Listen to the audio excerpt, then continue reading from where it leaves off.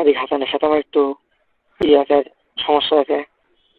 তারপর থেকেই মনে করেন যে ওরা আমার পিঠে খুব লাগিয়ে আছে আর কি। হ্যাঁ, দফায় দফা অফিসে আসছে। তো এখন আজকে আজকেও আমার এখানে আসছিল, বুঝলেন?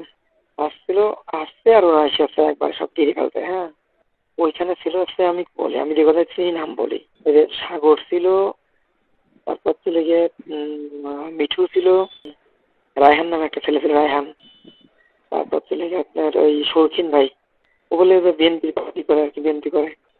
তারপর ছিল গিয়ে আরো আমি কয়েকদিনের মানে এমনি চিনি কিন্তু নাম জানি না এরকম। হ্যাঁ, ছুটির দিন না, আমি তো কাপড় তো ভেজাইছি, কাপড় ছুটির দিনে তো আমি মনে করেন ছুটির দিনগুলোতে এই কাজগুলো করি আর কি।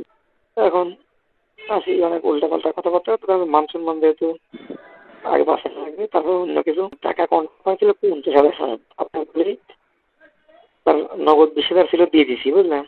হাতে তো আসলে আপনার ওই আহ, সাগর ভাই আর আসলে ভাই শৌখিন ভাই দুজন।